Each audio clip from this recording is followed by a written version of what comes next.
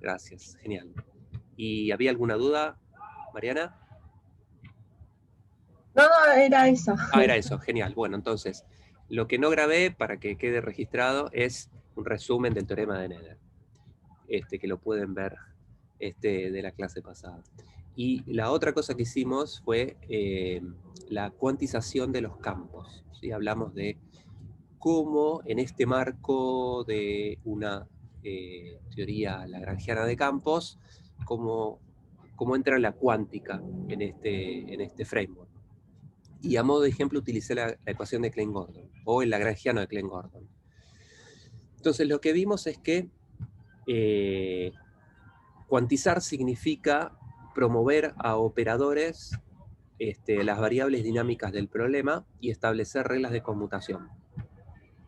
Y eso inevitablemente lleva a la cuantización del problema. ¿Sí? En el caso de Klein-Gordon se da una cosa muy interesante, que es que debido a que la ecuación de Klein-Gordon proviene de la dispersión relativista, de la relación de dispersión energía-impulso relativista, que es cuadrática, ¿sí? En E y en P. Vimos que el lagrangiano de Klein-Gordon, en definitiva, es el hamiltoniano de un oscilador armónico, en cierta medida. Y entonces, todo lo que sabemos de cuantizar un problema de oscilador armónico lo podemos traducir o copiar directamente para el lagrangiano de Klein-Gordon. ¿Sí? Entonces, seguimos la receta de teórica 2, pero en este marco, y lo que nos dimos cuenta es que la ecuación de Klein-Gordon se puede resolver con operadores de creación y destrucción, y en ese sentido los niveles de energía de un oscilador armónico, en este caso uno los puede hacer el paralelismo con la creación de partículas, ¿sí? Porque hay un operador de número, cuyos autovalores son los números naturales, y la estadística que está asociada a la ecuación de Klein-Gordon es una estadística compatible con la de bosones. ¿Sí? Esa es una cosa también interesante. De manera análoga, pero no lo vimos la clase pasada, le dejo como tarea leerlo de cualquier libro de teoría de campos. El mismo procedimiento, un procedimiento completamente análogo, uno puede hacer en la ecuación para el lagrangiano de Dirac, y la conclusión es que la estadística inherente al lagrangiano de Fermi-Dirac, el lagrangiano de Dirac, es la estadística de Fermi-Dirac. O sea, que la ecuación de Dirac describe muy bien fermiones. ¿Sí? El procedimiento es análogo, lo pueden ver en un libro.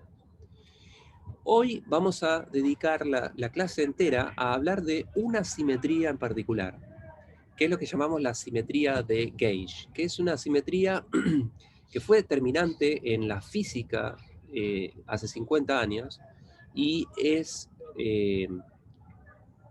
darnos cuenta que la naturaleza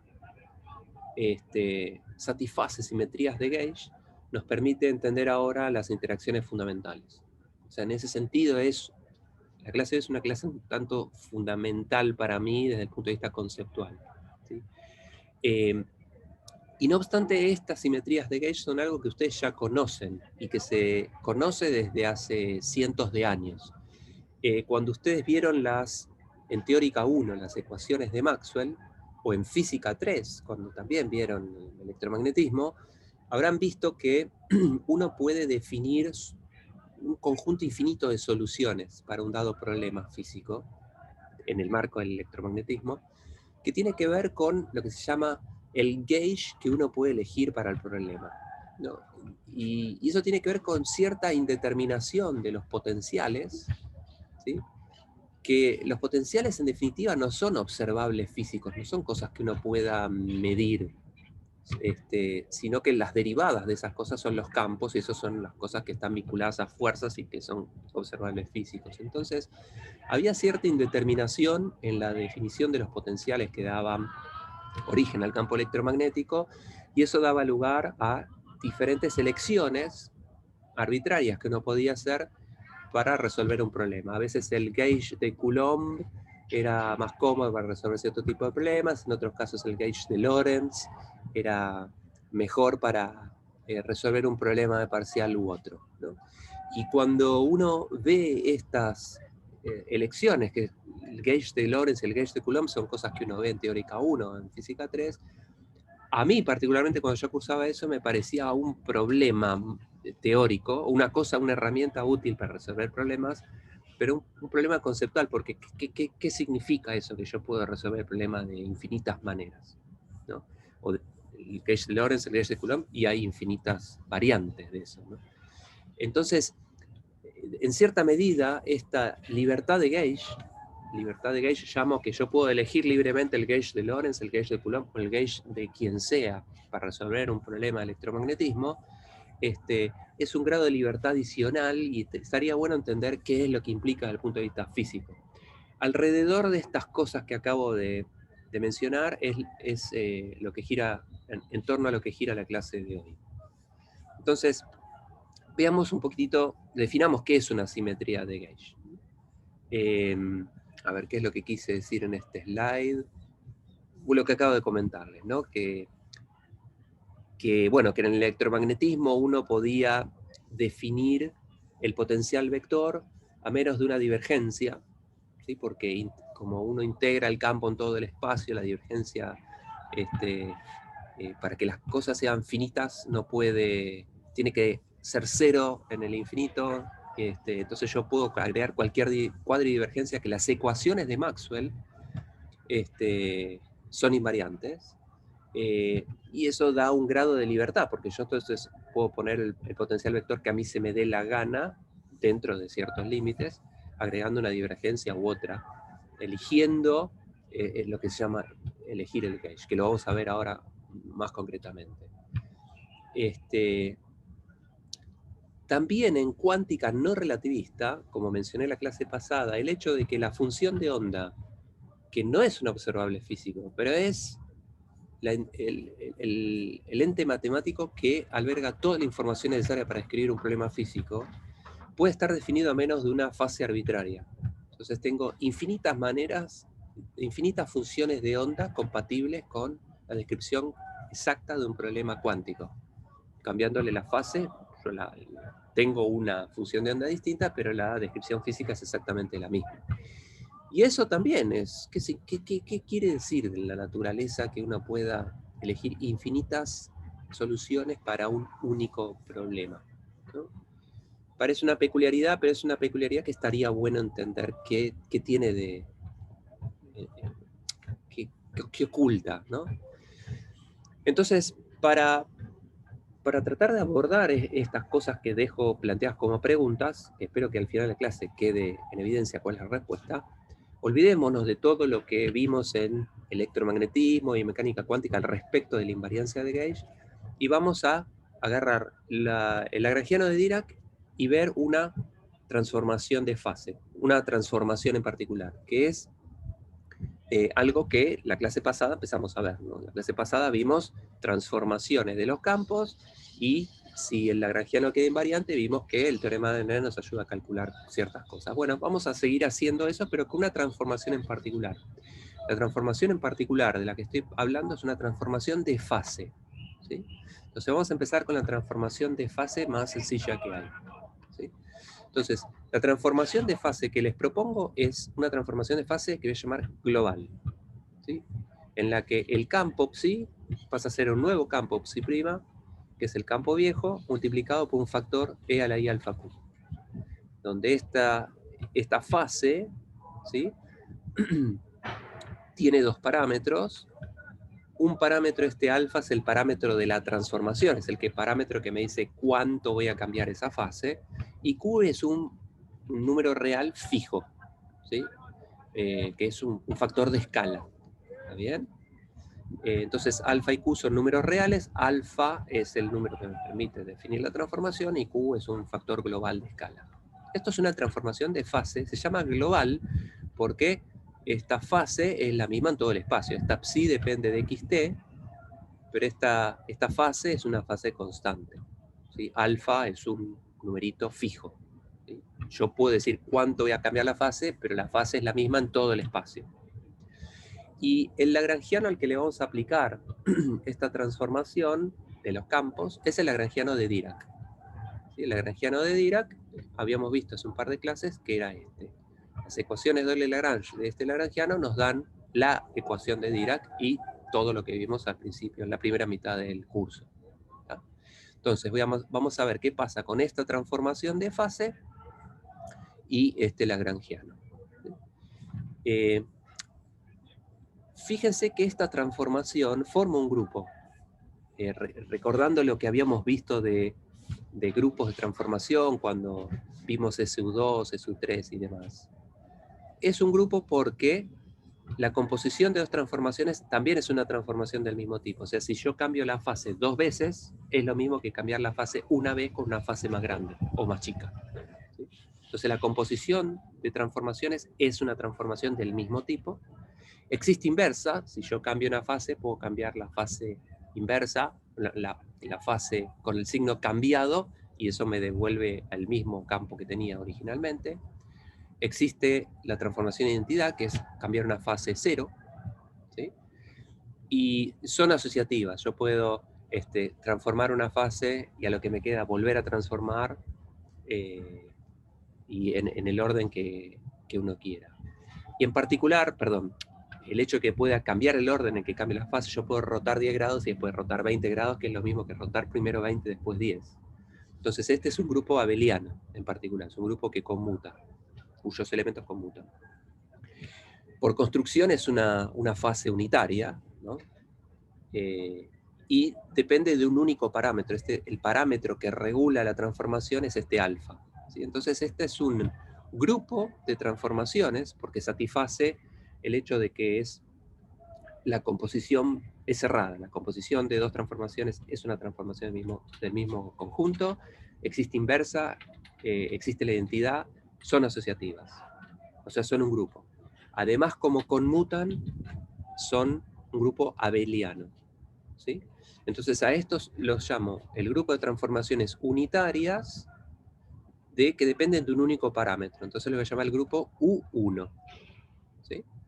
Entonces voy a ver qué le pasa al lagrangiano de Dirac entre el grupo de transformaciones U1, grupo de transformaciones de fase global del grupo U1. Bien, entonces, como lagrangiano de acá lo pueden ver, ¿no? Si yo agrego una fase E a la I alfa Q a este psi, y recuerden que psi, techo, era traspuesto y conjugado. Entonces cuando transponga esta fase es lo mismo que la misma fase, es un escalar, pero conjugado le cambio el signo, entonces el E a la menos I alfa Q del psi techo y el E a la I alfa Q de la psi se anulan, son escalares, o sea, conmutan con todas las matrices, son un numerito. Se anulan mutuamente, entonces el lagrangiano transformado es lo mismo que el lagrangiano sin transformar. Entonces, trivialmente, el lagrangiano de Dirac es invariante ante transformaciones de fase locales del grupo U1. ¿Se entiende hasta acá? Sí. ¿Sí? Bien. Entonces, en la clase pasada vimos que si existe una transformación de los campos que deje invariante el lagrangiano, el teorema de Noether me dice que hay una corriente conservada, hay una magnitud que se conserva. Y me dice cómo calcularla. Me dice, si vos cambiás un campo en un campo nuevo, y uno puede pensarlo como una transformación infinitesimal, ¿sí? De modo tal que una transformación continua es una sucesión de infinitas transformaciones infinitesimales. Hay una deformación del campo, a orden 1, y el lagrangiano, si queda igual o a lo sumo difieren una cuadridivergencia, las ecuaciones de Lagrange son las mismas, o sea que la descripción física es idéntica. En nuestro caso, este Camus es 0, porque el lagrangiano transformado quedó idénticamente igual al lagrangiano original, con lo cual esta cuadrivergencia ni apareció, entonces ese Camus vale 0 en este caso. Recordemos que el teorema de Noether me dice cómo encontrar esta cuadricorriente, ¿sí? Tomando esta derivada, y esta corriente satisface una ecuación de continuidad. Ese es el corolario o la conclusión del teorema de Noether, que la que esta corriente J mu satisface una ecuación de continuidad. Y si satisface una ecuación de continuidad, hay una magnitud conservada. ¿Sí? Bien. En este caso, la transformación infinitesimal, para hacer las cuentas un poco más sencillas, recuerden que la transformación es una transformación de fase, ¿no? Psi' era e a la i alfa q por psi. Entonces, si hago un desarrollo en serie de Taylor de la exponencial, ¿sí? El primer término es 1, el segundo es lineal en alfa, y después vienen términos de orden superior en alfa. ¿Sí? Entonces, esto es la expresión de psi' a orden 1. ¿Mm? Entonces estoy pensando en transformaciones de fase donde el alfa es un parámetro infinitesimal. ¿Sí? Entonces, el psi' es psi más otra cosa, y esa otra cosa es la deformación del campo. ¿Sí? Entonces, esa otra cosa, ese delta psi, en este caso me quedó IQ por psi. El alfa es el parámetro que regula cuánto cambió. ¿Está bien? Entonces, como ya vimos que en este caso Camus vale 0, porque la energía no quedó exactamente igual, puedo calcular la cuadricorriente. ¿Sí? Entonces tengo que tomar la derivada del lagrangiano respecto de la derivada mu de psi. Y bueno, agarrando el lagrangiano, haciendo esa derivada, la j queda exactamente esto. ¿Sí? Porque recuerden que este delta phi tiene al q, ¿sí? Aparece este q, el psi techo gamma mu, bueno, el lagrangiano tenía una derivada, bueno, para remontar un cachito más, hay una derivada mu de psi, ¿sí? Entonces es trivial encontrar esta cuadricorriente. Entonces, aplicando el teorema de Nether a este caso del lagrangiano de Dirac, encontramos que hay una magnitud conservada, y la corriente de Dirac, esa corriente conservada, no es ni más ni menos que menos Q por la corriente de Dirac. Recuerden que cuando hace un mes y medio, 2 meses atrás, vimos la ecuación de Dirac, vimos que a base de fuerza bruta, se daba cuenta que la ecuación de Dirac satisface una ecuación de continuidad, y que entonces hay una corriente conservada, y esa cuadricorriente la habíamos llamado corriente de Dirac, y era exactamente psi techo gamma mu psi. Lo vimos al final de una de las clases de Dirac. Entonces acabamos de reobtener un resultado que nos costó un poquito de fuerza bruta, ¿no? Hacer una cuentita trivial, pero que a uno quizás no se le ocurriría, ¿sí? Pero ahora obtuvimos el mismo resultado, que hay una magnitud conservada a través del teorema de Nether, ¿sí? Y eso es consecuencia de que a ver si se entiende lo que quiero transmitir, es lo siguiente. Cuando nosotros vimos la ecuación de Dirac hace un mes atrás, vimos que había una ecuación de continuidad asociada, había una corriente J mu, que era psi techo gamma mu psi, y que satisfacía una ecuación de continuidad. ¿Sí? Y hasta ahí se agotaba la física que uno podía sacar. Ahora llegamos al mismo resultado, que el lagrangiano de Dirac, o sea, la ecuación de Dirac tiene una corriente conservada y es exactamente la misma, ¿sí? Pero llegamos a ella a través de darnos cuenta, esto es consecuencia de que el lagrangiano de Dirac, no la ecuación de Dirac, que el lagrangiano de Dirac, que tiene más información que la ecuación de Dirac, el lagrangiano de Dirac es invariante ante una transformación de fase global. Como consecuencia de eso, y a través del teorema de Nether, obtuvimos la corriente de Dirac, que es la corriente conservada. Entonces, ahora, si lo piensan un cachito, la corriente de Dirac es la misma corriente de Dirac que ustedes utilizaron en el parcial y que vimos hace más de un mes. Para mí cobra un significado más interesante, porque ya no viene simplemente de hacer una cuenta fuerza bruta. ¿No? Ahora es la consecuencia de que el lagrangiano es invariante ante una transformación de fase. O sea, el hecho que la naturaleza respete esa simetría del grupo U1, ¿sí? Una simetría ante transformaciones de fase global de un único parámetro. La consecuencia es que que se conserva la corriente de Dirac. O sea, la corriente de Dirac ahora es una consecuencia de que la naturaleza respeta una cierta simetría. Y eso, a mi modo de ver, se vuelve un poco más interesante que hacer una cuenta a lo bestia. ¿Sí? Bien. La carga Se conservada. vuelve, perdón, Sí. Se vuelve una cuestión como más de primeros principios, ¿no? Sí, exactamente. Exactamente. O más de primeros principios, que a mí nunca me quedó muy claro qué significa una cosa de primeros principios, no tendría que ser más preciso en eso, pero es como que, Yo porque lo he escuchado así, claro, pero ¿qué pero significa como que es eso? más fundamental. Claro, es más fundamental en el sentido de que hay más información y es que nos dimos cuenta que la naturaleza respeta una simetría y como consecuencia de eso es que está la corriente de Dirac conservada. Entonces es como que aprendimos un poquito más de la física profunda del problema, ¿no? De repente, Claro. cuando vimos la corriente de Dirac, no sabíamos que había una simetría asociada, pero ahora sabemos que sí, hay una simetría, es una simetría de fase, ¿sí? Como la que vieron en cuántica para la función de onda. Entonces esa libertad de elegir la fase que a mí se me dé la gana, ¿sí? Es algo que es implícito a la naturaleza. A la naturaleza le gusta elegir la fase que se le dé la gana. Y eso como consecuencia trae aparejada esta conservación de la corriente. Y estás identificando la naturaleza con el lagrangiano por el principio. La naturaleza es lo que todos entendemos por naturaleza. Estamos describiendo... Ah, bueno, claro, todavía este lagrangiano es una cosa... Bueno, si vos Claro, estás en realidad convencido... hasta ahorita lo invariante es el lagrangiano. Sí, el lagrangiano, pero las ecuaciones de hoy, el lagrangiano son la ecuación de Dirac. Y ya vimos en este curso que la ecuación de Dirac incluye todo lo que vos viste de teórica 2 en el límite de bajas velocidades. Ujú. Entonces, toda la física que vos conoces hasta el día de hoy, ¿sí? Está condensada en la ecuación de Dirac y por ende en el lagrangiano de Dirac.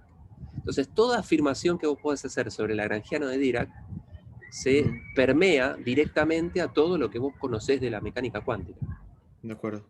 Entonces, nos acabamos de dar cuenta que la naturaleza respeta una simetría, ¿no? Ujú. Y uno puede decir, bueno, ¿y a mí qué me importa? Está bien, pero ese es el motivo por el cual la corriente de Dirac se conserva. Entonces Sí, sí, sí. uno está entendiendo un poco más, ¿sí? Sí, de El acuerdo. En ese resultado, sentido es que dijiste que el lagrangiano contiene más información exactamente, que la ecuación de Dirac. exactamente, Ok, exacto. de acuerdo. Y de repente, por una cuestión operativa, cuando uno resuelve un problema y dice, tengo que usar la corriente de Dirac, que sé que se conserva, eso es útil, pero entender el por qué también es muy útil. Y lo vamos a ver más adelante.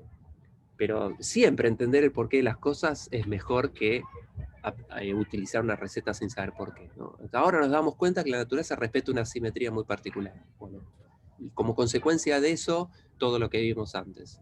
Eso hay que digerirlo un poquito. Ahí hay Sí, sí, información sí. adicional. Sí. Bien. Recuerden que la componente cero de esta cuadricorriente era la magnitud que era invariante en el tiempo. Lo vimos en la clase pasada y en unas clases también. Entonces se integra en el espacio. La componente cero de esta corriente será la carga conservada. Y esta carga conservada, si hacen esta cuenta, es esta Q que pusimos en la fase de la transformación. Ese parámetro de escala, ¿sí? Es lo que se conserva en esta corriente. Bien,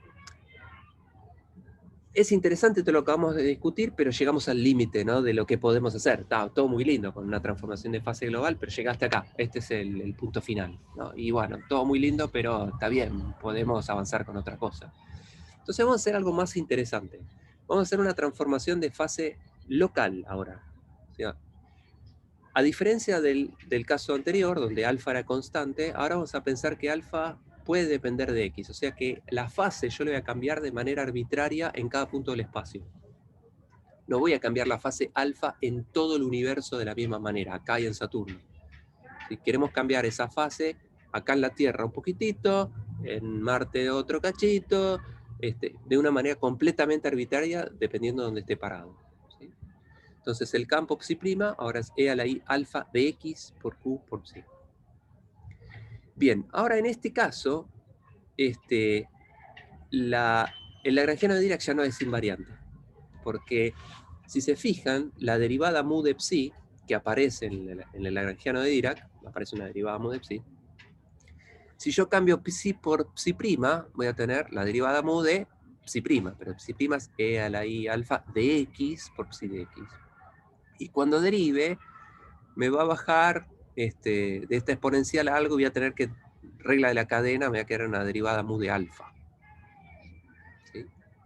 Entonces, la derivada mu de psi, cuando la transformo a la derivada mu de psi prima, me queda e a la i alfa de x por la derivada mu de psi. Esto es lo que nos quedaba antes, el primer término, y esta exponencial moría con la exponencial de la psi techo prima, y el lagrangiano queda invariante.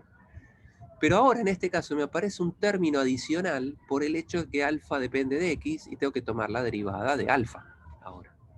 Entonces, este término me arruina el lagrangiano. El lagrangiano primado, no sé si lo escribí, no. El lagrangiano primado ya, perdón, el lagrangiano primado no es lo mismo que el lagrangiano sin primar. O sea que el lagrangiano no es invariante. Bueno, todo lo que estuvimos viendo de Nether, en este caso parece ser que no se puede aplicar. Porque el lagrangiano primado no queda igual al lagrangiano sin primar. Bien, listo, parece que se termina. Lagrangiano no es invariante, la transformación parece que no es una transformación de simetría, y uno podría pensar por qué, y uno puede decir, bueno, no es de simetría porque vos no podés hacer lo que se te cante la gana, cambiar la fase acá un cachito y acá un cachito más o menos dependiendo del humor con el que estés. Eso no parece ser muy simétrico, ¿sí? Entonces, bueno, estás en el horno.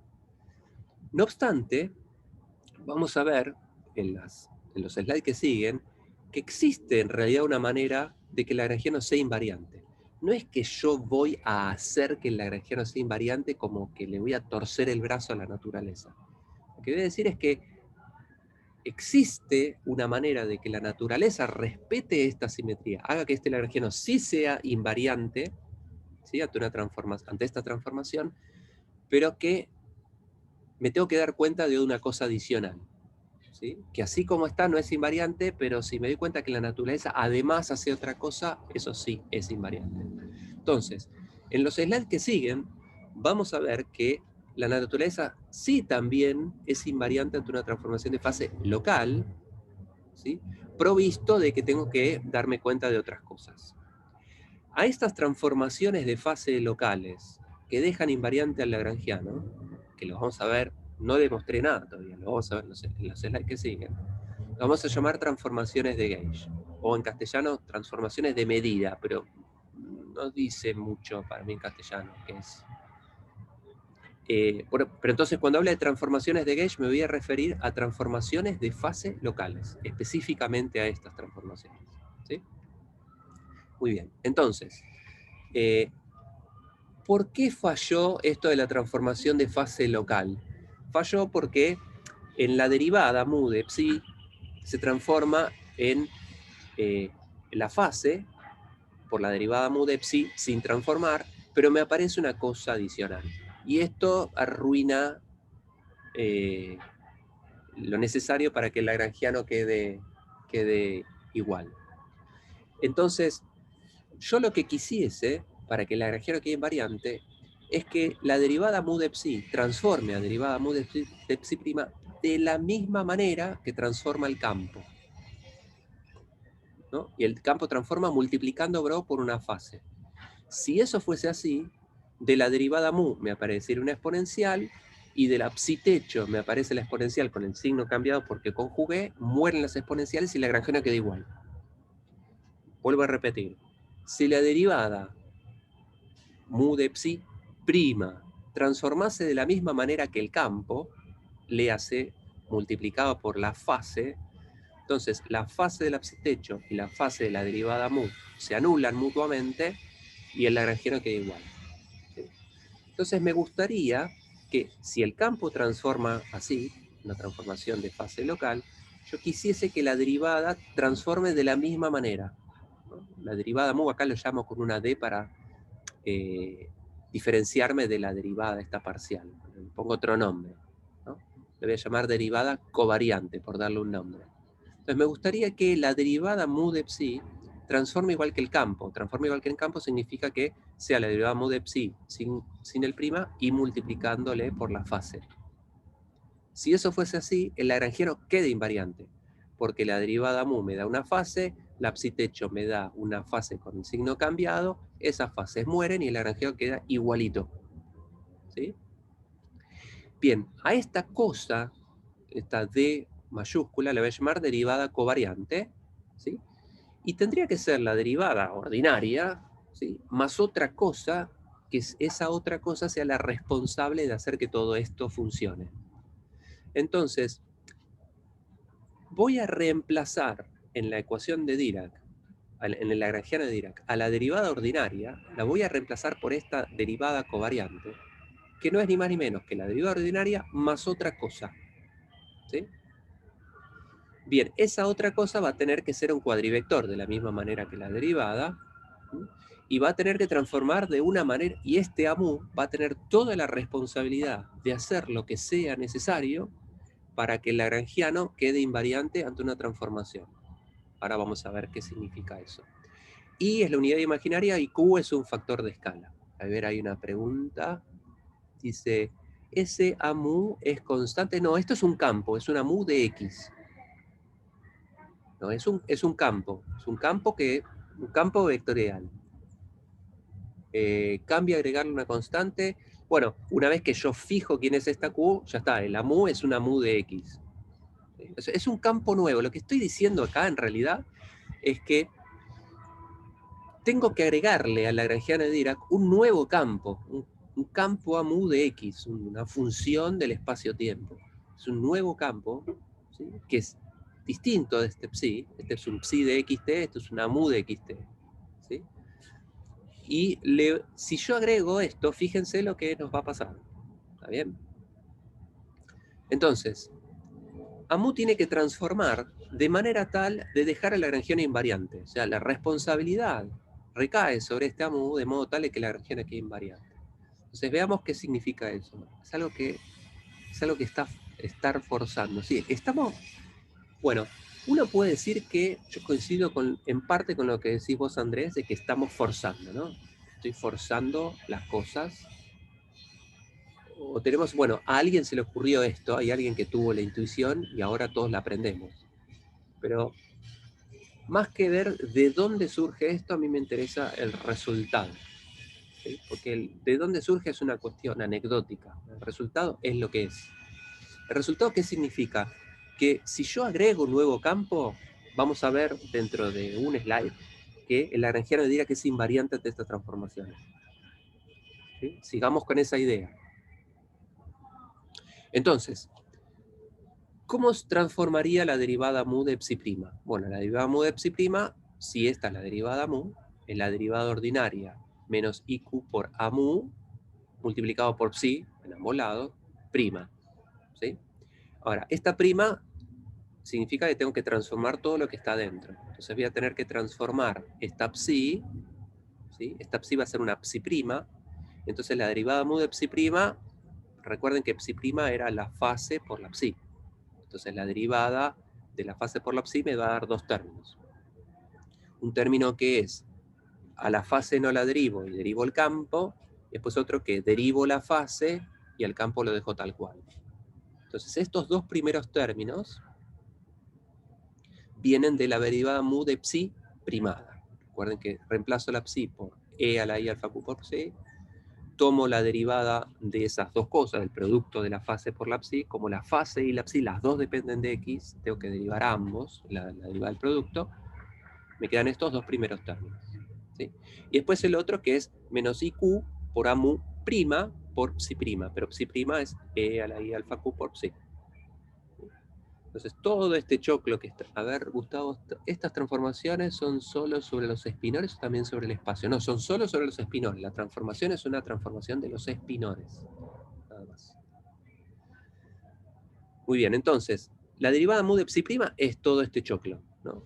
Ahora, fíjense que todos tienen a psi, puedo sacar el e a la i alfa q, es un factor común. Entonces saco factor común, me quedó esto. ¿Sí? Entonces la derivada mu de psi' es la fase por todo este choclo. ¿Sí? Ahora, como nosotros queríamos, yo dije, si la derivada mu de psi transforma como los campos, o sea, transforma multiplicando por la fase, el lagrangiano queda invariante. Entonces, si se satisface esto que acabo de escribir acá, el lagrangiano de Dirac quedaba invariante. Entonces, ¿cuándo se satisface esto? Cuando todo esto es igual a todo lo que escribimos acá abajo. cuando estas dos cosas son iguales. ¿Y cuándo esas dos cosas son iguales? Bueno, recuerden que acá dmu tiene el amu adentro, sin primar, ¿sí? Entonces, si ustedes igualan esto con esto, fíjense que la fase se anula. Esta derivada mu tiene una derivada ordinaria mu de psi, derivada mu de psi, se anulan, y me quedan estos dos términos, ¿no? Me quedan estos dos igualado al menos iq a mu. Y si despejan a mu', esa igualdad, este es el resultado.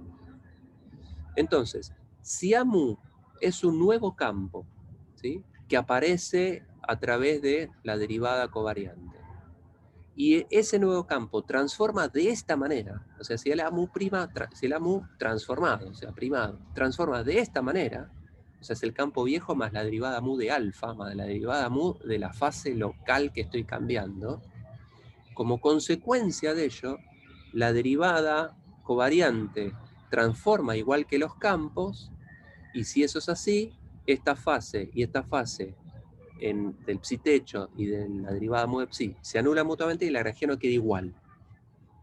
Léase, el lagrangiano de Dirac es invariante ante una transformación de fase local, provisto que yo reemplace la derivada ordinaria por esta derivada covariante, que así lo presenta todo el mundo en los libros, y para mí presta confusión. No es que estoy reemplazando la derivada, estoy redefiniendo la derivada. Estoy agregando un campo, porque transformar la derivada ordinaria en la derivada covariante es lo mismo, es en esencia, es agregar un nuevo campo, ¿sí? Entonces, si yo agrego un campo nuevo, amu, al lagrangiano de Dirac, de modo tal que este amu transforme de esta manera específica, el lagrangiano de Dirac es invariante de gauge, es invariante de esta transformación de fase local, ¿sí? ¿Se entiende la idea? Las cuentas por ahí las pueden ustedes ver en detalle, pero el concepto de la idea de lo que estoy diciendo, ¿se entiende más o menos? ¿O están perdidos? Se entiende, genial. Sí.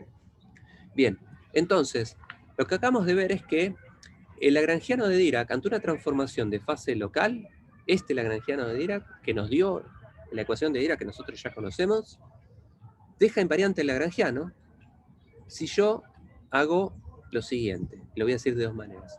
Si transformo la derivada ordinaria, esta de mu, sí, ¿Te puedo interrumpir antes que avance? obvio, por supuesto. No entiendo cómo podés reemplazar así nomás la derivada parcial con esta nueva que definiste. O sea, el lagrangiano no tiene que cumplir con ciertas cosas, por ejemplo, dejar la acción invariante y todo eso. Sí, sí. Sí, exactamente. Es verdad lo que decís. Para eso tendría que ver que este amu, porque lo que estoy haciendo es agregando un nuevo campo. Lo que tendría que fijarme es que este amu deje la acción invariante, como vos muy bien decís. Déjame 2 slides y te lo voy a demostrar. Ok, ¿Sí? gracias. Y otra pregunta, en las ecuaciones de Euler-Lagrange va la derivada funcional respecto de la derivada anterior o respecto de la derivada covariante. En las ecuaciones de Euler-Lagrange va la derivada ordinaria. Claro, esta es la confusión que yo quiero tratar de evitar. Entonces, por eso quiero clarificar lo siguiente. Reemplazar en el lagrangiano la derivada ordinaria, esta derivada parcial, lo llamo derivada ordinaria, es la derivada respecto de x, y, z y t. ¿Sí? Reemplazar esta derivada por la derivada covariante no es ni más ni menos que decir, la diferenciación de Newton sigue siendo la misma. La derivada respecto de x, y, z de tiempo es la misma operación. Lo único es que agrega un nuevo campo a mu de x. Entonces, cambiar una derivada ordinaria por una derivada covariante es, más precisamente, agregar un nuevo campo. No estoy cambiando ninguna derivada, estoy agregando un campo. Como muy bien dijo Mariana hace un ratito, bueno, tengo que convencerme, o tengo que demostrar, que este nuevo campo no arruina las ecuaciones de Euler-Lagrange. O sea, tengo que ver de qué la juega este tipo cuando yo haga las ecuaciones de Euler-Lagrange. ¿Bien? Y eso lo vamos a ver en un minutito. ¿Sí? Ok, entonces, este lagrangiano de Dirac es invariante ante una transformación de fase local si yo agrego un nuevo campo, y ese campo no puede hacer lo que se le dé la gana. Ese campo tiene que transformar de esta manera en particular. Si el campo transforma así, entonces todo lo anterior funciona. ¿Sí? Bien. Este nuevo campo que deja invariante al lagrangiano de Dirac, lo deja invariante, lo deja igual, o sea, las ecuaciones de Lagrange van a ser las mismas, ¿sí? Lo voy a llamar campo de gauge a este nuevo campo, ¿sí? Si ustedes reemplazan esta D mayúscula por lo que es efectivamente, me van a quedar un término con la derivada ordinaria y un término que va a tener a la mu. O sea, va a tener un término que sea psi techo, la derivada mu de psi, y un término que es psi techo a mu psi, que es este término de acá. ¿Sí? Entonces, si ustedes reemplazan esta derivada por la derivada covariante, que es en realidad, más para ser más preciso, que lo digo por quinta vez, es si yo agrego este nuevo campo a mu, el lagrangiano es el lagrangiano de Dirac como nosotros lo conocimos hasta la clase pasada, el mismo lagrangiano de Dirac, son estos dos términos, ¿sí? Que tienen la derivada mu ordinaria y la masa, pero aparece un término adicional, y ese término adicional tiene una pinta muy particular, es Q, que es el parámetro, es el fijo de la fase, psi techo gamma mu a mu psi. ¿Sí? Entonces, a esta parte del lagrangiano le voy a llamar lagrangiano de Dirac libre, el lagrangiano de Dirac como lo conocimos hasta hace una hora, y este término le voy a llamar término de interacción. Lo llamo término de interacción porque es un término que vincula al campo psi, al campo de los fermiones que describe la teoría, y este nuevo campo a mu que no sé quién es, que lo llamo campo de gauge. Es el campo, es el lagrangiano de interacción, es el lagrangiano que relaciona o que incluye tanto a los campos fermiónicos como a los campos de gauge. ¿Sí? Bien, fíjense que este AMU de X es el responsable, es el que se tiene que retorcer, contorsionarse de modo tal de que el lagrangiano quede invariante. ¿Está bien? Y eso depende de cómo yo cambio la fase. Yo cambio la fase como se me dé la gana y el AMU hace lo necesario para que el lagrangiano quede igual. ¿Sí? Bien, pensemos un poquito qué significa esto agregar este nuevo campo. ¿Está bien? Fíjense que cambiar la derivada ordinaria por la derivada covariante es lo que hizo que el lagrangiano de Dirac sea invariante. O sea, el lagrangiano de Dirac solo, como nosotros lo vimos, no es invariante de gauge. Pero si yo le agrego un nuevo campo a mu que transforma de una manera con ciertos requisitos, todo esto sí es invariante de gauge. Entonces quizás no me di cuenta que el lagrangiano de Dirac solo no era invariante de gauge, pero quizás yo estaba viendo una parte sesgada de la naturaleza. Pero si yo amplío la manera en la que considero la naturaleza de los fermiones y pienso que además de estar libres tienen que interactuar con otra cosa y interactúan de esta manera, entonces toda esa cosa más general sí es invariante de gauge. O sea que la naturaleza es invariante de gauge provisto de que existe un nuevo campo que interactúa con los fermiones. ¿Qué significa cambiar la derivada ordinaria por la derivada covariante? ¿Qué es lo que solucionó esta situación? Perdón, Sí, ¿qué fue lo último que dijiste? ¿Provisto qué? no sé qué dije. Que no sé qué, por qué dije provisto. Esto que el Bueno, lagrangiano va a ser invariante de de gauge. gauge, provisto que existe un nuevo campo AMU que interactúe con los psi de esta manera muy particular. ¿Sí? Cuyo lagrangiano es este. O sea, si yo agrego este término, que es agregar un campo, y agregar una manera en la cual, específica, en la cual ese campo se relaciona con los otros, entonces toda esta Interactúa cosa, con los fermiones, dijiste, claro, ¿no? interactúa con los fermiones. Este es un término que vincula al campo AMU y a los fermiones. O sea que el AMU y los fermiones de alguna manera se relacionan entre sí. Y se relacionan de una manera muy particular. Esta. Ok. Si esto se da, Okay. el lagrangiano dirá que es invariante de gauge. ¿Sí? Y ahora lo que quiero... Y también voy a necesitar que esto cumpla con la invariancia que vimos antes. Sí, sí, sí, exacto. Bueno, por supuesto que el lagrangiano de Dirac libre ya vimos que es invariante, que es Ante una fase global. ante una transformación en fase global, pero nada, que era que las ecuaciones de Euler-Lagrange de este tipo nos daban la ecuación de Dirac. O sea, De esta acuerdo. parte del lagrangiano nos da toda la física que vimos hasta la clase pasada. Y ahora tenemos que Ujú, pensar qué nuevo nos aporta este lagrangiano de interacción. ¿Sí? ujú. O si no Sabiendo que cambia el algo. conjunto de estas dos cosas nos da un lagrangiano invariante de Gauge. Ok. Bien, entonces tratemos de interpretar qué significa lo que acabamos de hacer. Todo el meollo del asunto fue darnos cuenta que cambiamos la derivada ordinaria por una derivada covariante. Pero recuerden que la derivada ordinaria era proporcional al P-mu. La derivada mu de psi era el P-mu, ¿no? La derivada 0 es la energía, la derivada 1, 2 y 3 era Px, Py, Pz. O sea, la derivada mu del campo es P-mu. ¿Sí? Y la derivada mu, la derivada covariante, es la derivada ordinaria más algo proporcional a este campo a mu. O sea, transformar la derivada ordinaria en derivada covariante es transformar el P-mu en P-mu más un a mu. ¿Sí? Eso es trivial. Ahora, ¿esto no les recuerda algo? Cambiar P-mu por P-mu más a mu. ¿No les recuerda algo que hayan visto? Acá yo esperaría que... Sí, muy bien. A nivel de interacción electromagnética, exactamente. Lo vimos en esta clase. Lo vieron en Electro también. ¿Sí?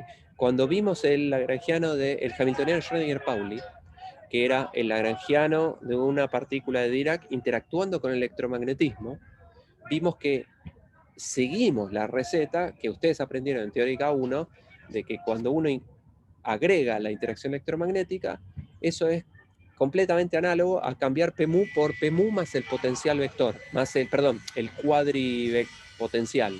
Este AMU, cuyo A0 es el phi, el potencial escalar electromagnético, y el A1, 2 y 3 es el potencial vector magnético.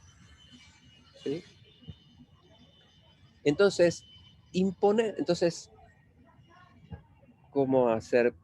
Es como una transformación que hay que hacer para añadir el electromagnetismo, sí, exactamente, y una pregunta, ¿por qué uno se vería motivado a buscar que haya invariancia de gauge local? Bueno, no es que hay una motivación, acá simplemente les hago notar que la naturaleza es invariante de esta transformación. Yo hubiera visto que no se cumple localmente y digo, bueno, cosas que pasan, ¿por qué insistir en imponerlo? Bueno, no es insistir en imponerlo, es insistir en darse cuenta de que el lagrangiano sí es invariante. Yo no me di cuenta que era invariante porque pensaba solo existen los fermiones, ¿no? Pero si uno se da cuenta que los fermiones por ahí interactúan con otras cosas, si amplía la teoría, si uno se da cuenta de eso, no que estoy forzando a que sea así. Recuerden que yo quiero describir la naturaleza, no quiero torcerle el brazo a la naturaleza. Quiero torcerle el brazo a nuestro cerebro, a nuestra manera de comprender la naturaleza. Entonces, yo acá lo cuento como que estoy forzando a las cosas, ¿no? Pero es la manera más, para mí, la manera más sencilla, más directa, más económica de mostrarles que el lagrangiano es invariante ante esta transformación. Entonces piensen que no es que estoy forzando, pienso que quizás no me di cuenta de que tengo que agregar algo para darme cuenta que la naturaleza sí respeta una simetría. Post facto, ahora que nos damos cuenta que el lagrangiano es invariante de gauge local, me tengo que dar cuenta, bueno, ¿qué tuve que cambiar en mi cabeza para darme cuenta de eso? Y lo que tuve que cambiar es que los fermiones no existen libres solamente, sino que también interactúan con un campo AMU. ¿Sí? Y ese campo AMU no es cualquier cosa. Ahora me di cuenta que este campo AMU es el campo electromagnético, porque ¿qué tenía que hacer con un fermión para que interactúe con el electromagnetismo?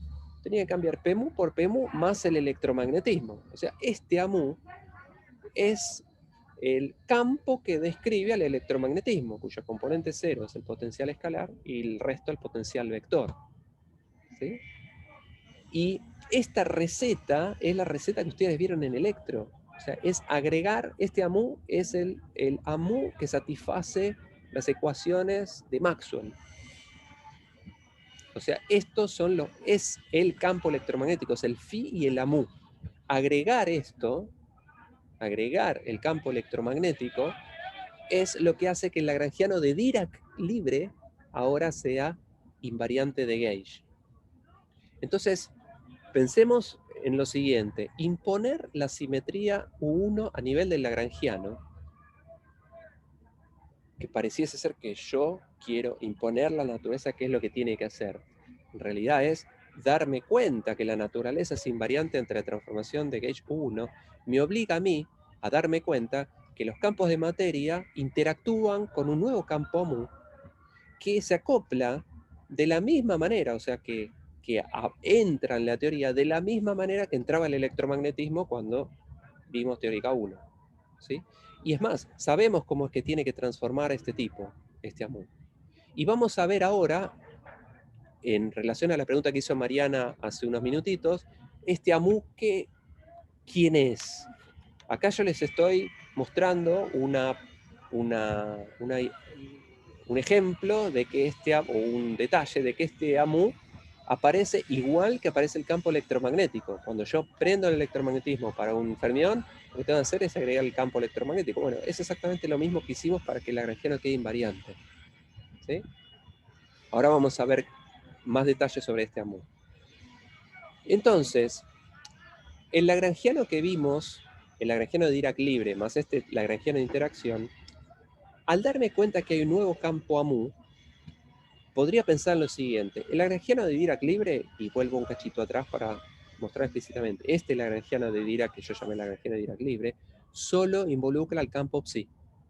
Solamente aparecen los psi acá, son los campos fermiónicos. ¿Sí? Eso lo llamo el campo de Dirac libre. Al término que incluye al campo AMU, el campo de gauge, y a los campos fermiónicos, lo llamo lagrangiano de interacción, porque de alguna manera habla de cómo estos campos psi y estos AMU se relacionan entre sí. ¿No? Este término mezcla al campo de gauge y al campo fermiónico. Para ser más general, o sea, el lagrangiano más general que uno podría plantear es que existiese un lagrangiano que depende solo de los campos fermiónicos, un lagrangiano que mezcle al campo fermiónico al campo AMU, y quizás un lagrangiano que solo dependa del campo AMU. Entonces, el lagrangiano más general que yo podría escribir en esta teoría tendría una parte del lagrangiano de Dirac libre, una parte del lagrangiano de interacción, son los dos lagrangianos, los dos pedacitos lagrangianos de la interior, más un lagrangiano que se llama lagrangiano de gauge, que es un lagrangiano que depende solamente del campo AMU, o sea, del campo de gauge. Ese sería el lagrangiano más general, uno que dependa solo de la psi, uno que dependa de la psi, el AMU, y otro que dependa solo del AMU. Y lo llamo lagrangiano de Dirac libre, lagrangiano de interacción y lagrangiano de gauge respectivamente. Este lagrangiano de gauge entonces sería un lagrangiano que dependa solo de AMU. ¿Sí? Bien, como todo lagrangiano, yo voy a querer que este lagrangiano que dependa solo de AMU sea invariante de gauge e invariante de Lorentz. ¿Sí? Invariante de Lorentz porque quiero que la relatividad especial siga valiendo. ¿Sí? E invariante de gauge porque no quiero agregar algo que rompa la invariancia de esta simetría. ¿Sí? Para que sea invariante de Lorentz, yo tendría que hacer, si tengo un AMU, tendría que contraerlo con algo para que AMU por AMU esperara que sea un invariante de Lorentz. ¿Sí? Ahora, un término proporcional a AMU, por ejemplo, AMU por AMU, contraído consigo mismo, es invariante de Lorentz, ¿sí? Pues es una cosa contraída consigo mismo, pero no es invariante de gauge, porque si yo reemplazo AMU por AMU', si ustedes calculan tarea para lograr AMU' por AMU', no les queda lo mismo que AMU por AMU. Aparecen términos porque tienen estos derivados AMU de alfa por todos lados. Entonces, el término AMU por AMU es invariante de Lorentz, depende solamente del campo AMU, pero no es invariante de gauge, no me sirve. Pruebo con otra cosa, por ejemplo, la derivada mu de ANU. ¿Sí? Si lo contraigo consigo mismo, derivada mu de ANU por derivada mu de ANU con los índices arriba, esto es invariante de Lorentz. Pero lo mismo que en el caso anterior no es invariante de gauge. Si ustedes ponen ANU' y ANU' y lo reemplazan por lo que es, les quedan derivadas de alfa por todos lados y esto no es invariante de gauge. Somos boleta ahí. Pero existe una cosa que es derivada mu de ANU menos derivada nu de AMU, y esto lo voy a llamar, por ponerle un nombre muy sugestivo, F mu nu. Este bicho es invariante de gauge, tarea para lograr. Reemplacen ANU por ANU', reemplacen AMU por AMU', y cuando hagan esas sumas y restas, las derivadas mues de alfa se cancelan todas, y esto es invariante de Gauge. Invariante de Gauge significa, si yo reemplazo a mu por a mu prima, que me quede igual la expresión. Bueno, esta construcción es invariante de Gauge. Lo pueden demostrar ustedes en 2 minutos. Si lo contraigo consigo mismo, es invariante de Lorentz también. Entonces, esta cosa es invariante de Gauge, invariante de Lorentz, y solamente depende de los campos. ¿Sí? Entonces, este f mu nu es un invariante de Lorentz, invariante de Gauge, depende solo del campo mu, se lo puedo chantar a la lagrangiano anterior y es un lagrangiano más general. ¿Sí? Y ahora yo les pregunto, f mu nu por f mu nu, ¿no les recuerda algo que ustedes conozcan? Siendo f mu nu esta cosa. Este f mu nu por f mu nu es el lagrangiano del electromagnetismo que vimos unas clases atrás y que ustedes vieron en teórica 1. ¿Sí? La derivada mu de a nu menos la derivada nu de a mu, llamado f mu nu, contraído consigo mismo, es un lagrangiano cuyas ecuaciones de Euler-Lagrange dan las ecuaciones de Maxwell, en ausencia de cargas, las ecuaciones de Maxwell en el vacío. ¿Sí? O sea, el electromagnetismo. Eso lo vimos hace unas clases cuando vimos cuando hablamos del lagrangiano de Klein-Gordon, de Dirac y de Maxwell. Este es el lagrangiano de Maxwell. Entonces, si lo piensan, el lagrangiano de Dirac, si me doy cuenta que la naturaleza respeta una simetría de fase local, me acabo de lastimar el dedo que me corté. Si se dan cuenta que el lagrangiano de Dirac es invariante ante una transformación de fase local, la consecuencia es que tengo que agregar el electromagnetismo. Tengo que agregar la interacción de una partícula con el campo electromagnético, que es exactamente lo mismo que venimos haciendo desde teórica 1. Y además tengo que agregarle el lagrangiano de Dirac en ausencia de cargas y de fuentes, en ausencia de cargas y corrientes. Porque este lagrangiano es el lagrangiano que hace entre clases, vimos que da las ecuaciones de Euler-Lagrange, que da a través de las ecuaciones de Lagrange las ecuaciones de Maxwell. Entonces esta prescripción de cambiar P mu por P mu más Q por A mu, donde este A mu es el cuadrivector que tiene al potencial escalar eléctrico y al potencial vector magnético, ¿sí? Todo este lagrangiano es el lagrangiano de un fermión libre más la interacción de un fermión con el campo electromagnético más el campo electromagnético solo cuando no interactúa con ninguna carga, ninguna corriente. Entonces, si lo piensan, esto que está acá es el electromagnetismo como nosotros lo conocemos. Estas son las ecuaciones de Maxwell y esta es la interacción de una partícula con el campo electromagnético. Entonces, a esto que es el electromagnetismo, llegamos a través de darnos cuenta que la naturaleza respeta una cierta simetría.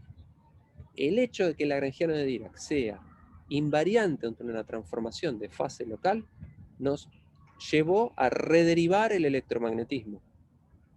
Obtuvimos la interacción entre las partículas y los fotones y las ecuaciones que rigen a los fotones en el espacio libre, ¿sí? O sea, el electromagnetismo, como consecuencia de darnos cuenta que el lagrangiano de Dirac es invariante ante una transformación de fase local U1.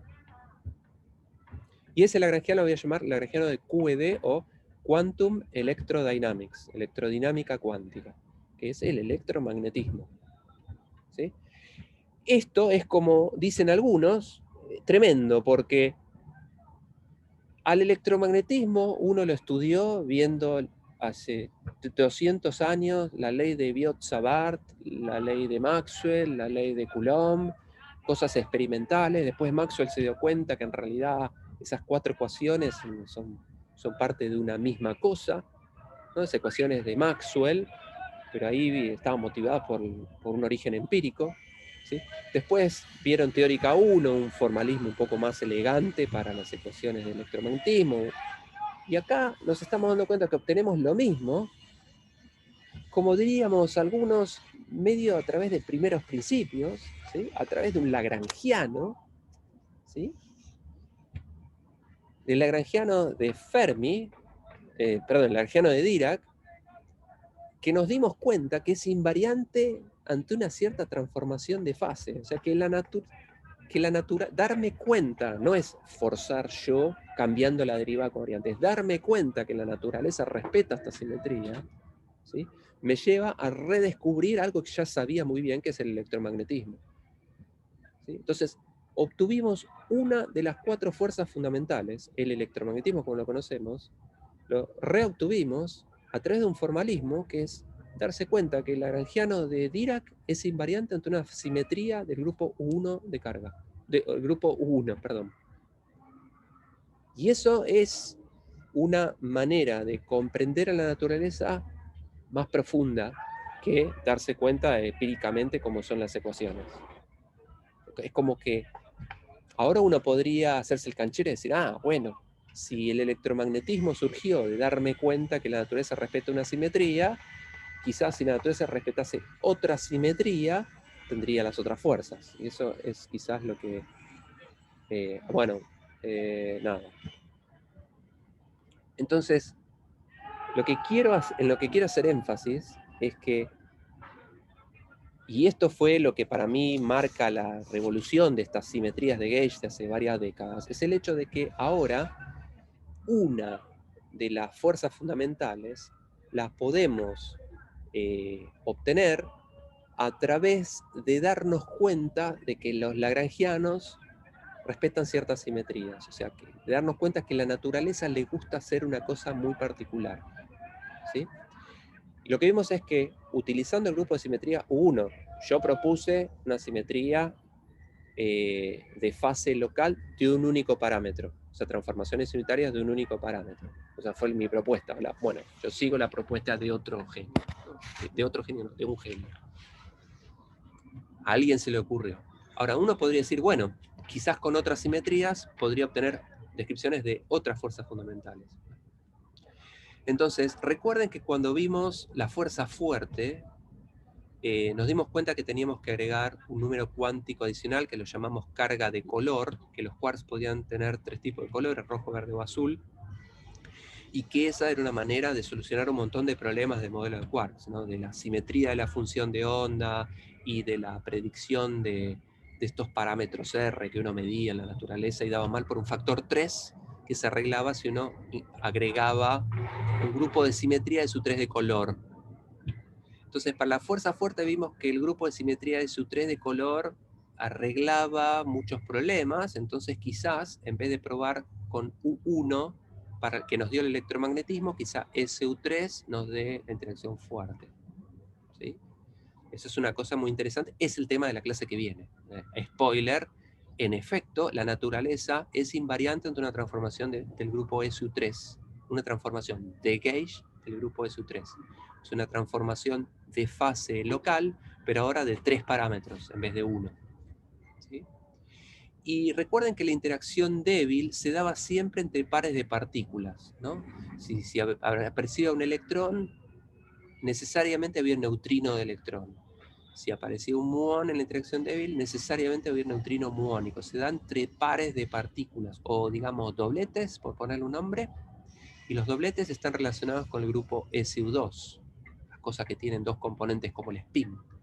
Entonces la interacción débil está de alguna manera asociada al grupo de simetría de SU2 y lo vamos a probar la semana que viene. Vamos a dedicarle 2 clases a darnos cuenta, otro spoiler, que la naturaleza también satisface una simetría del grupo SU2.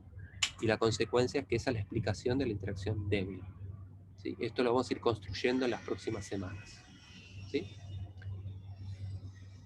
Lo que me queda en los próximos 20 minutos es tratar de generalizar lo que acabamos de hacer con el grupo U1, hacerlo un poquito más en general, alguna transformación unitaria en general.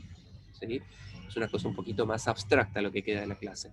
Antes de avanzar con eso, me gustaría saber si se entiende la idea conceptual y después las cuentas ustedes las pueden ver offline en sus casas. Pero si se entiende la idea de lo que acabo de explicar, porque para mí es una idea conceptual muy importante, que son esas cosas que cambian la manera de entender la naturaleza que tenemos. ¿Sí? una de las fuerzas fundamentales que nosotros ya conocemos muy bien, las ecuaciones de Maxwell y la interacción entre los fotones y los fermiones, la obtuvimos de darnos cuenta que la naturaleza hace algo muy particular con los lagrangianos. ¿Sí? ¿Se entiende? ¿Bien se entiende? Okay. Muy bien, entonces avanzo un cachitito. Vamos a tratar de formalizar cómo uno puede hacer una transformación de gauge en un caso un poquito más general. ¿Sí? Entonces, pensemos ahora en una transformación unitaria general, no que sea un E a la I alfa Q, que es una transformación unitaria, es una en particular. Entonces, pensemos en una transformación unitaria cualquier transformación unitaria que a mí se me dé la gana, ¿sí?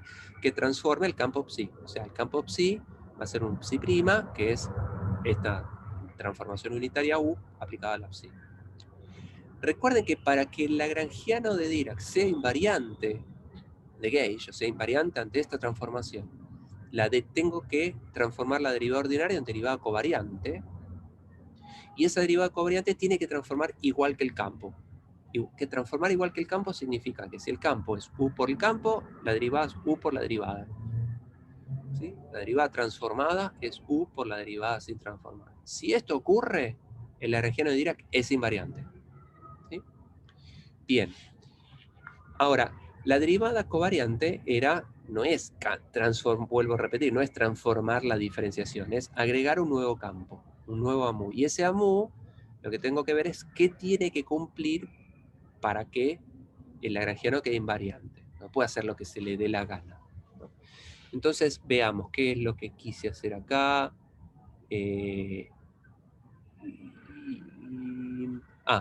A esta ecuación la primo a ambos lados. Entonces la derivada mu prima, la multiplico por psi, o sea, la derivada mu de psi, la derivada mu de psi y q por psi, a mu por psi. Multiplico por psi a ambos lados, ¿sí? Y ahora aplico prima a ambos lados. Entonces me va a quedar la derivada mu de psi prima, la derivada ordinaria de psi prima, estos son estos dos términos, y después queda el iq a mu por psi prima. Y pasé las cosas de un lado al otro para tener el AMU de un lado y las cosas que no tienen AMU del otro. ¿Está bien? Bien. Prima acá significa que tengo que primar tanto al AMU como al psi. Entonces esta prima se distribuye con AMU y con psi. Y ahora tengo la derivada mu de psi prima. Pero la derivada mu de psi es u por psi. Entonces adentro del paréntesis es la derivada mu de u por psi. Y entonces voy a tener que tomar la derivada de u multiplicada por psi, y después dejar tranquila la u y tomar la derivada psi. La derivada mu de u por psi es la derivada del producto de dos cosas, ambos dependen de x, eso tengo que derivar ambos. Entonces, dejo el primero sin derivar, derivo el segundo, derivo el primero y dejo el segundo sin derivar. Estos dos términos vienen del primero de acá. Bien, menos la derivada mu de psi prima, pero habíamos dicho que la derivada mu de psi prima tenía que ser u por la derivada mu de psi. Entonces pongo u por la derivada mu de psi. ¿Sí? Y ahora recuerden que la derivada mu, la derivada covariante es la derivada ordinaria menos iq por amu. Lo reemplazo. Pero fíjense que acá tengo un término que es u la derivada mu de psi, y acá u la derivada mu de psi. Estos se cancelan ambos, porque uno está restando y el otro sumando. ¿Sí? Regrupo un cachito, el primer miembro lo dejo tal cual, después me queda la derivada mu de u menos u por iq a mu por psi, que es este término de acá. ¿Sí? Bien, ahora me gustaría despejar a mu. Entonces, fíjense que acá tengo multiplicado psi prima y acá tengo psi. Entonces yo podría decir que psi prima es u a la menos 1 por psi, o perdón, u por psi. ¿No? Este psi prima lo reemplazo como u por psi. Entonces puedo cancelar los psies, porque me queda multiplicado por psi, multiplicado por psi, multiplicado por psi. Y me queda esta u acá. Y para eliminarla, la multiplico a derecha por u a la menos 1. Entonces, fíjense que aparece un u a la menos 1 multiplicando a derecha, un u a la menos 1 multiplicando a derecha, es para sacarme la u que me va a quedar acá. Y paso el iq dividiendo. Entonces me quedó a mu prima igual a un choclo de cosas que dependen solo de a mu y de la u, que es la transformación unitaria genérica. Ya no depende de psi esto. Esa condición determina quién es A dado... ¿Quién es A'? Sí, exactamente, exacto. Entonces, Gastón entendió perfectamente lo que quería decir. Esto, lo que me dice es, dado una transformación unitaria genérica de los campos psi, el lagrangiano quede invariante si yo agrego un AMU que transforme de esta manera. El AMU se transforme en AMU', ¿sí? De esta manera en particular, que depende de quién es el AMU viejo y depende de esta transformación U. ¿Está bien?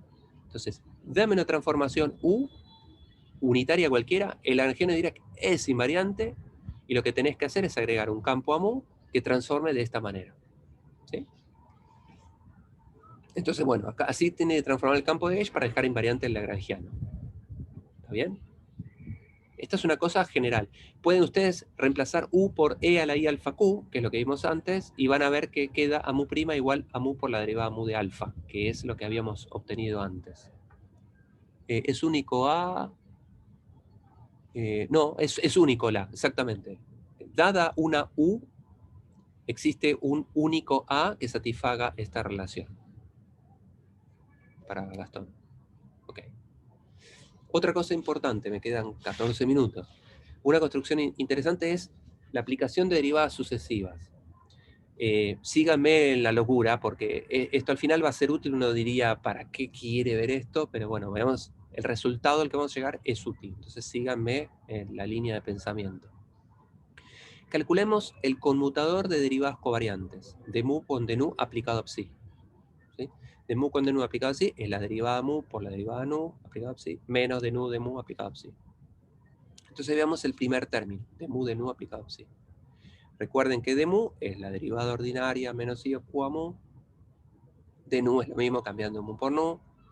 Y hago distributiva de estas cosas, me quedan un montón de términos porque recuerden que esta es una derivada, ¿no? Entonces si tengo el producto de cosas como a nu y psi, y los dos dependen de x, tengo que tomar la derivada del producto. Entonces me tarea para lograr, quedan varios términos, ¿sí? Esto entonces es de mu por de nu, es esta cosa. Ustedes dirán, ¿para qué quiero esto? Pero bueno, en el conmutador después tengo de nu de mu. O sea, si yo acá tengo de mu de mu es simplemente intercambiar los índices mu por nu. ¿Sí? Y en el conmutador tengo que restar. O sea, este conmutador de mu de nu aplicado a psi es toda esta cosa menos la misma cosa con los índices mu y nu intercambiados. Y fíjense que muchos términos se van cuando hago esto menos esto con los signos intercambiados, porque derivada mu de nu psi y menos de mu psi se anulan, porque derivar respecto de x y derivar respecto de y restarle la derivada de y respecto de x e y son coordenadas completamente independientes, el orden en el que yo derivo es trascendente, entonces este término y el término que corresponde a intercambiar los índices se cancelan. De la misma manera hay un montón de términos más que se cancelan entre sí. ¿Sí?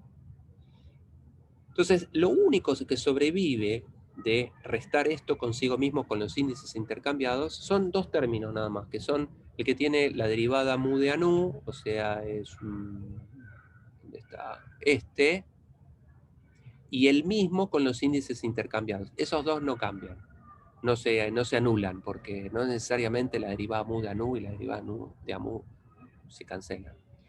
Pero esto no era ni más ni menos que lo que habíamos visto definido como el F mu nu, el bicho que nos daba el lagrangiano de Maxwell. Entonces, ahora podríamos responder, ¿por qué a mí se me ocurrió calcular la derivada mu de nu de psi? Bueno, porque ahora el F mu nu lo puedo obtener a través de derivadas de este conmutador. O sea, el F mu nu, que contraído consigo mismo me da el lagrangiano de Gauge, lo puedo obtener a través del conmutador de las derivadas covariantes. Es un resultado interesante, porque si uno quiere, dado una transformación unitaria, generarme el lagrangiano completo, bueno, la parte del lagrangiano de Gauge lo obtengo haciendo esta cuentita nada más. ¿Sí? Bien, una última cosa, creo que esto es lo último, sí. ¿Cómo transforma la derivada covariante? Recordemos que la derivada covariante de mu psi primado tenía que transformar igual que el campo. Transformar igual que el campo es u por la derivada covariante. Si el campo transforma multiplicándolo por delante, yo quiero que la derivada covariante transforme igual. Eso es lo que garantizaba que el lagrangiano sea invariante. Ahora, esta prima se reparte con la derivada covariante que tiene la mu adentro y el psi prima. Entonces, la derivada mu de psi, todo primado, es la derivada mu primada por psi primada. Y psi primada era u por psi. ¿Sí? Entonces, acá uno podría despejar quién es la derivada mu primada, porque psi prima era u por psi, la psi me la puedo sacar de encima y paso la u al otro lado dividiendo, que es multiplicar a la derecha por la inversa de u. O sea que encontramos cómo transforma la derivada covariante. La derivada covariante es la derivada transformada, es la derivada covariante sin transformar, ensanguchada entre la transformación unitaria u y la transformación unitaria u, la inversa de ella. Así es como transforma la derivada covariante. Este es un resultado interesante y útil en particular. ¿Por qué? Porque recién vimos que el f mu nu lo construíamos multiplicando con el conmutador de mu con de nu. Y el conmutador de nu con de nu tiene productos de las dos derivadas, de mu con de nu. Entonces me gustaría saber cómo cambia, cómo transforma el producto de las derivadas covariantes. Entonces, acabamos de ver que, bueno, esta prima se reparte con las dos derivadas, entonces me va a quedar, acabamos de demostrar que la derivada covariante es ensanguchar entre u's, entonces u por d mu por u a la menos 1, y la otra derivada transforma por u por d nu por u a la menos 1, pero la u y la u a la menos 1 que quedan acá en el medio me dan la identidad. Entonces el producto de derivadas covariantes transforma ensanguchando todo con una u y una u a la menos 1. ¿Sí? Y como el f mu nu viene de multiplicar de mu con de nu, o sea, de mu por de nu es el f mu nu, entonces el f mu nu prima es ensanguchar al f mu nu, acá me falta una mu, es ensanguchar al f mu nu entre u y u a la menos 1 también. Ese es el f mu nu. Entonces, si el lagrangiano de Gauge era f mu nu, el lagrangiano de Gauge primado es u f mu nu por u a la menos 1, f mu nu por u a la menos 1. Y el u y el u a la menos 1 de acá al medio se van, ¿sí? Y esto es como transforma el campo de Gauge primado, o sea, como es el lagrangiano de Gauge transformado. Ahora, si esta u conmutase con el f mu nu, o sea, si fuese un grupo abeliano, ¿no? Porque recuerden que en el f mu nu aparece la psi, y la psi tiene que ver con la u. O sea, si las u's pudiese conmutar las cosas, o sea, si el grupo de transformaciones u fuese abeliano, esta igual a menos 1 la puedo mandar acá, y mata la de acá. Y si cancelo estas u's, lo que me queda es f mu nu, f mu nu. O sea que el lagrangiano de Gauge primado es igual a lagrangiano de Gauge sin primar. O sea que el lagrangiano de Gauge es invariante de Gauge. Y esta es la respuesta a lo que preguntó Mariana hace un ratito. ¿Quién te garantiza que agregar el campo a mu no me arruina la invariancia de Gauge? Bueno, lo que estamos demostrando acá es que si el grupo en particular es abeliano, ¿sí? Que es lo que ocurre en la transformación 1, era un grupo abeliano, lo habíamos mostrado, el lagrangiano de Gauge es invariante ante esta transformación, pues el lagrangiano primado es igual al lagrangiano sin primar, o sea que el lagrangiano de Gauge, el lagrangiano que depende solo de los campos a mu, es invariante de Gauge también, que era una pregunta que había quedado sin respuesta, acá lo acabamos de demostrar. ¿Sí? Esto último lo vamos a repasar la clase que viene. Vamos a utilizar estos resultados y para utilizarlos yo voy a refrescar qué significa esto. ¿Está bien?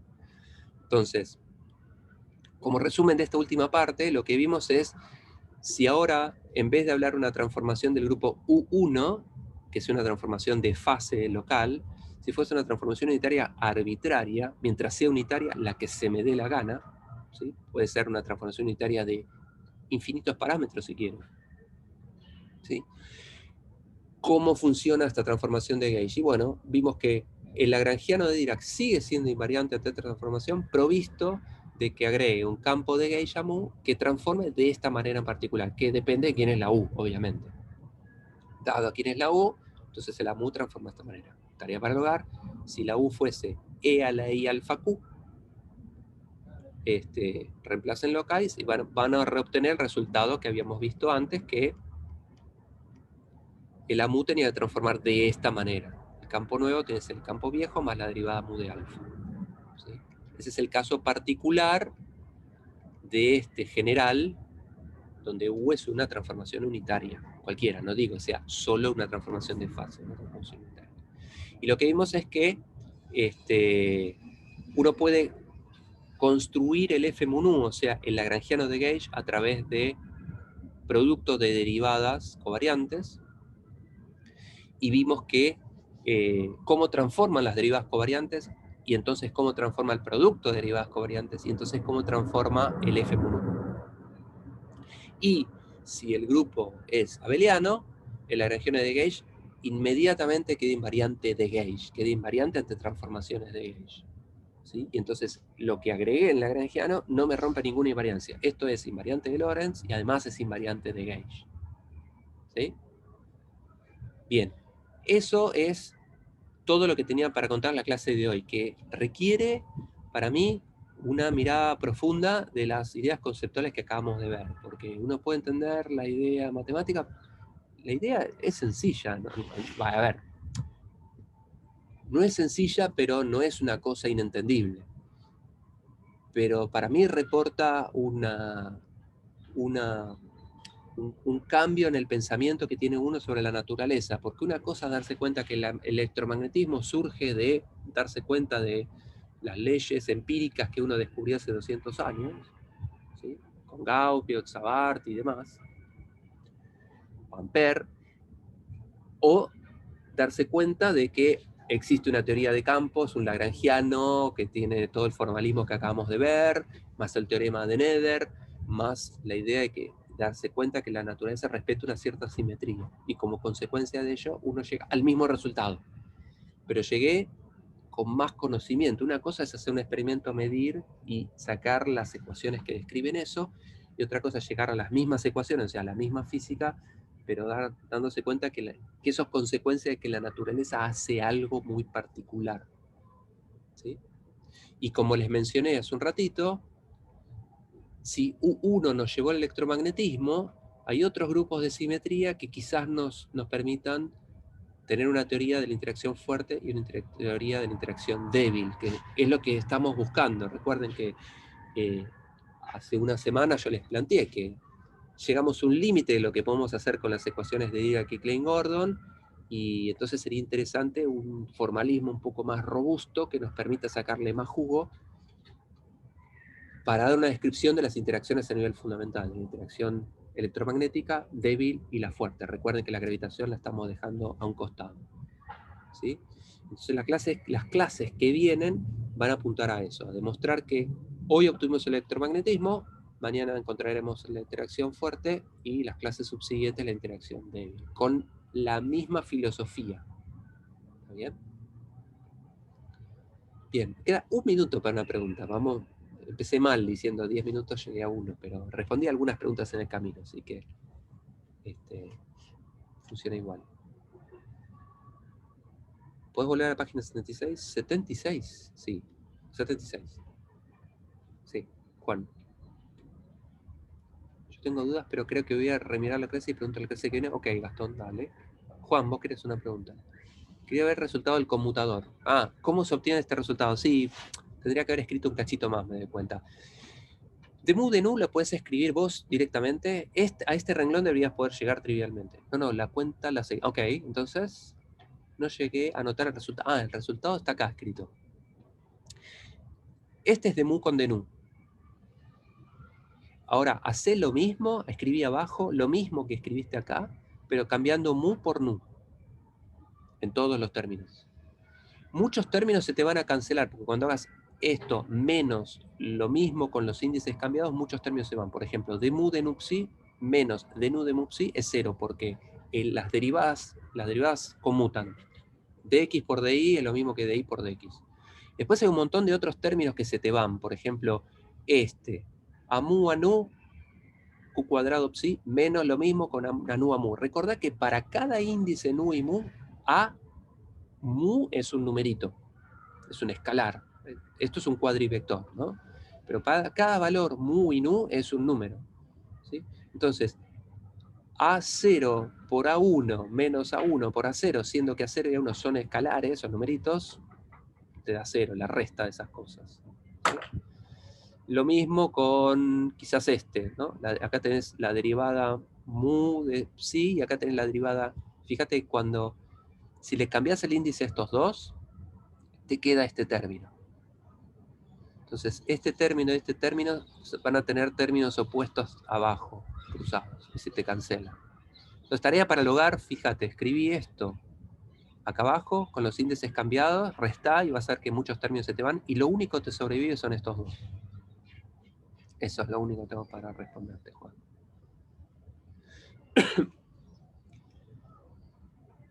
Bien. Bueno. Si quieren, al principio de la clase que viene, antes de empezar la clase, podemos responder consultas, si tienen alguna duda. ¿Está bien? Bueno, entonces terminamos la clase por hoy y los dejo con los chicos de la práctica, entonces. Para de grabar.